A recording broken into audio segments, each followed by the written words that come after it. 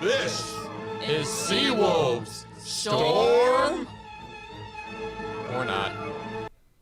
Good afternoon and welcome back to Seawolves Storm or Not. I'm Skylar DeHarmon. And I'm Danielle Rodriguez. As a reminder, this broadcast is a collaboration between the students of the School of Communications and Journalism, like me, and the students of the School of Marine and Atmospheric Sciences, like me. We have breaking news today about Stony Brook University being selected for this historic Governor's Island climate exchange.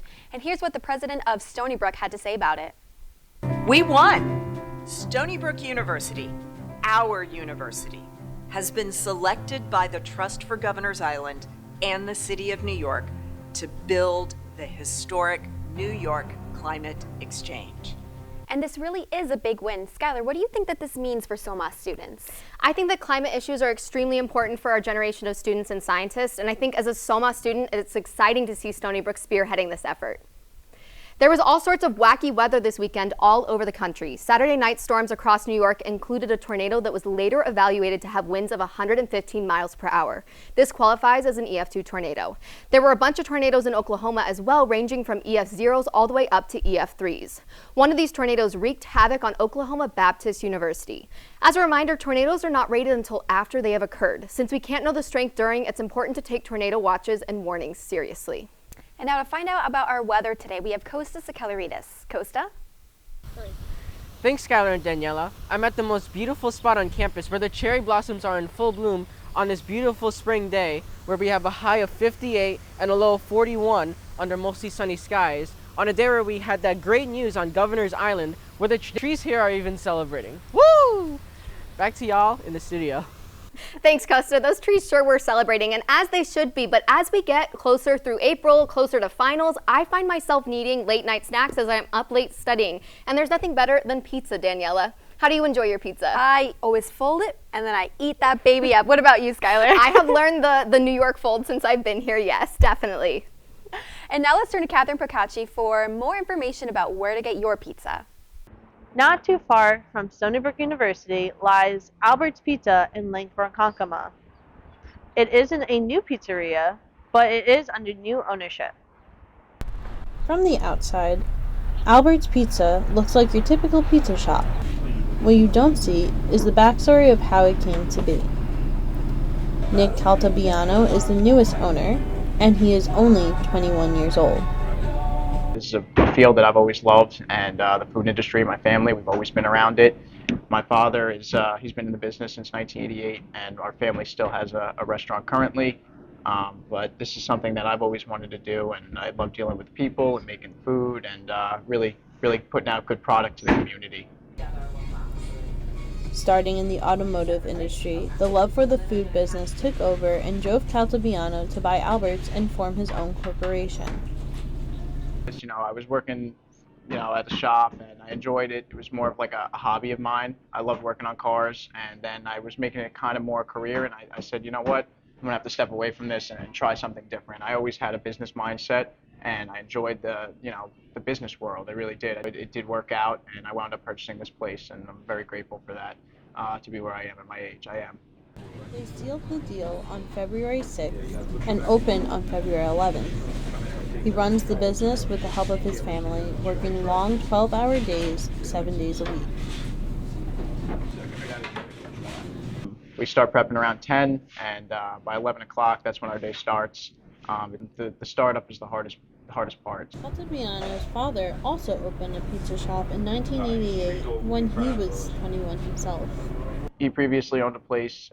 He opened when he was probably 21 in 1988, and I guess perfect timing. Then years down the line, I came in and I brought my own place at 21 as well. So. While the owner is young, Albert's certainly is not. The pizzeria itself has been serving Suffolk County pizza lovers for over 50 years. Caltabiano kept the original name. Albert's has won numerous awards, including Long Island's Best Pizza. If you're young and determined, you could really get anything done in life. You could, as long as you have your mindset towards one thing, you can do anything. You really can. Signing off, this is Catherine Procacci. That looked so good. I could definitely go for a pepperoni roll right now. What about you, Skylar? I think the calzones looked really good. I like that they're just stuffed with toppings. They're usually on top, but it's inside. That's so fun. Yeah, for sure. But anyways, to see if our weather is as delightful as those calzones, let's hear from student meteorologist Samantha Lankowitz about the 7-day forecast. Sam, how's our last week of April looking? Thanks, Skylar. Well, we heard from Costa how nice of a day it is on campus. We could spot a few clouds in the background, and we can also see a few clouds lingering in the sky here in Port Jeff, courtesy of EarthCam.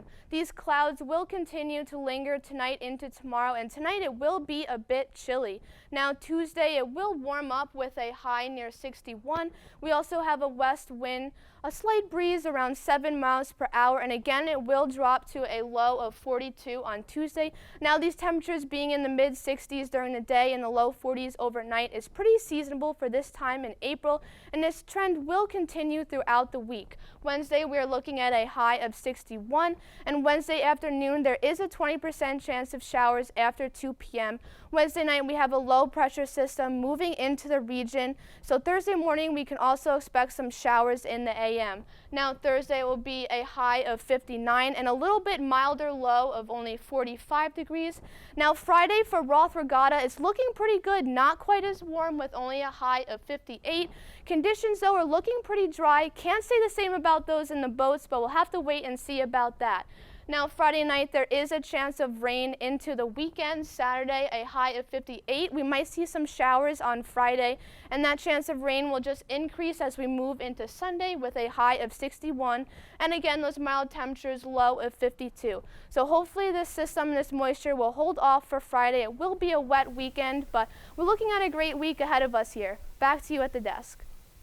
Thanks, Sam. It's been a busy week in sports, and it's a lot to keep up with. Luckily, we have Missy Jones to tell us all about it. Missy?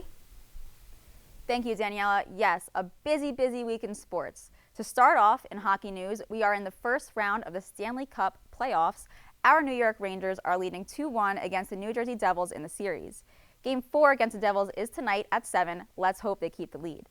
Not as New York strong, the Islanders are losing their series against the Carolina Hurricanes. They're trailing 3-1, and Game 5 is tomorrow at 7.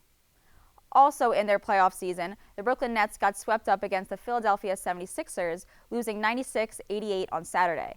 The Nets were outmatched the whole series. Despite trading Kevin Durant and Kyrie Irving at the trade deadline, they still made some Nets fans proud by just making the playoffs. The Knicks are also dominating the playoffs thus far, and a lot of Knicks fans, including myself, are feeling good about their chances. If they move on, this will be their first series win since 2013. Jalen Brunson and R.J. Barrett have been on a mission to take down the Cleveland Cavaliers en route to their first long-awaited series win. The Knicks have not made a finals appearance since 1999, before I was born, but maybe this season the Knicks will do the impossible. Moving forward to baseball, Yankees are doing not so good as of yesterday. They just lost their first series of the year to the Toronto Blue Jays. The Yanks are now 5-1-1 in their first 7 series of the year. This week, it's on to Minneapolis and Arlington, Texas, with a 7-game road trip that begins tonight at Target Field. The home of the Twins is a particular favorite spot for the visiting Yankees, who have a 27-13 regular season record at the downtown ballpark since its opening in 2010. Last but definitely not least, my favorite, the New York Mets. They dropped the final game of their road trip out west 5-4 to the San Francisco Giants. If there is one lesson to take away from this trip, it's that there is never enough pitching to be had. Diaz went down for the season with a torn patella in the World Baseball Classic. Lefty Jose Quintana went down with a lesion on his ribs. And then opening day in Miami last month, Mets fans were shattered by the news that Verlander was suffering from a low-grade strain of muscles in his arm and shoulder, making his Mets debut late. Assuming everything goes well, Justin Verlander will make a rehab start this Friday and join the Mets series in Detroit. Let's go Mets, and back to you guys at the desk. Thanks, Missy. And as we approach the end of the semester, things are getting stressful between tax day, getting ready for finals, graduation, and life after college. It's easy to fall into a rut and feel alone, but we're here to tell you that you never are alone, and Stony Brook provides a number of mental health services. The Counseling and Psychological Services, otherwise known as CAPS, is located at the Student Health Counseling Center. Some of their services include intervention, counseling, medication management, and more. They have a 24/7 crisis line, and that number is on your screen. And there's also Timely Care Counseling. It's a free service provided by Stony Brook where you can schedule a virtual appointment to speak to a licensed therapist and counselor of your choice. You can download the free app on the App Store. And for more information about any other mental health services, be sure to visit the school's website, stonybrook.edu.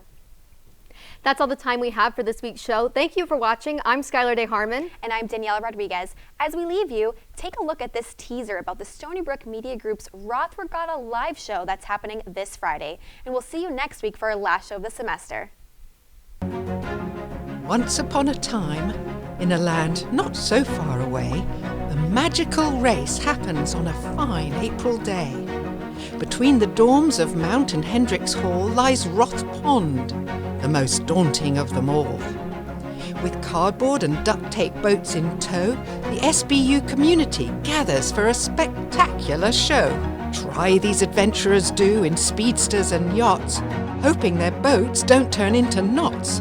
They paddle and race, their cardboard becoming fins, but alas, the green and murky waters often win. Come one, come all, to the internet we go to see our broadcast team. We'll all be in the know. So go to YouTube to see this fun romp. Roth Regatta Live. This is our swamp. Live Friday, April 28th at 12:30 on our YouTube channel at Stony Brook Journalism.